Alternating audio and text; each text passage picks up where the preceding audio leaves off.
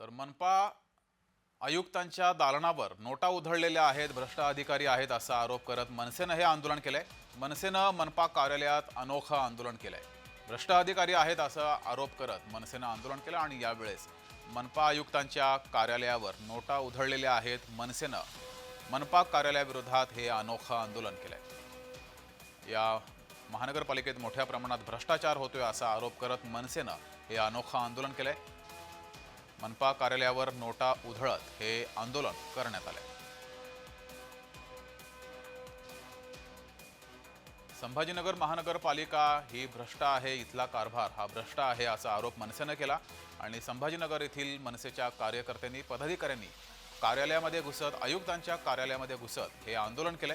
यावेळेस आयुक्तांच्या कार्यालयावर नोटा उधळत मनसेकडून हे आंदोलन केले गेले। सध्या संभाजीनगरमध्ये पाण्याचा मोठा प्रश्न आहे, इतरही महत्त्वाचे प्रश्न आहेत, कचऱ्याचा प्रश्न आहे। या सर्व पार्श्वभूमीवर पालिका प्रशासन या समस्यांकडे लक्ष देत नाही असा आरोप करत मनसेकडून हे आंदोलन केले गेलं आणि मनपा आयुक्तांच्या कार्यालयावर नोटा उधळत हे आंदोलन केले गेले।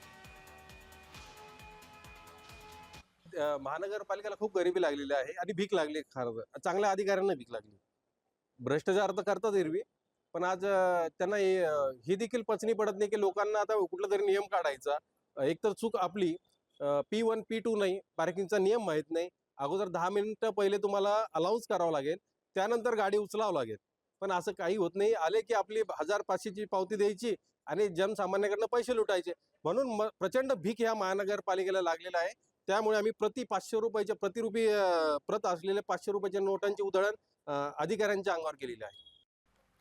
अधिक माहिती घेऊया, आपले प्रतिनिधी विजय चिडे आपल्या सोबत जोडलेले आहेत। विजय, नेमक्या कोणकोणत्या संभाजीनगरमध्ये समस्या आहेत आणि या समस्यांबाबत प्रश्न सोडवताना भ्रष्टपणा पालिकेकडून केला जातोय असं मनसेचा आरोप आहे। नक्कीच जर पाहिलं गेलं छत्रपती संभाजीनगर महानगरपालिकेमध्ये जे आहे ते आता महायुक्त सेना जे आहे ते आक्रमक झाल्याचे आपल्याला पाहायला मिळत आणि त्या ठिकाणी थेट महानगरपालिकेच्या कार्यालयामध्ये जे आहे ते आता मनसेकडून थेट नोटा ज्या आहेत त्या उधळण्यात आलेल्या आहे आणि यामध्ये महानगरपालिकेच्या अनेक भागांमध्ये जे आहे ते पार्किंग व्यवस्था करण्यात आलेली आहे। त्या ठिकाणी देखील गाडी उभा करायची असेल तर पावती द्यावी लागते। त्याचबरोबर अनेक ठिकाणी रस्त्यावरती वाहनं उभा राहतात, त्यामुळे हा त्रास जो आहे तो सर्वसामान्याला त्रास होत आहे। अशा विविध समस्या ज्या आहेत त्या आता मनपा अंतर्गत येतात, त्यामुळे आता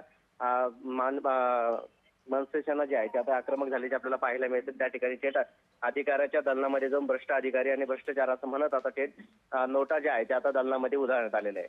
दरम्यान विजय, कोणत्या विभागामध्ये भ्रष्टाचार झालेला आहे असा मनसेचा आरोप आहे?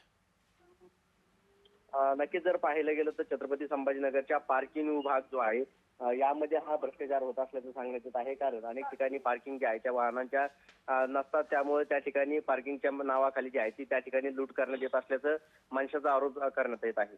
जी, धन्यवाद विजय दिलेल्या माहितीबद्दल।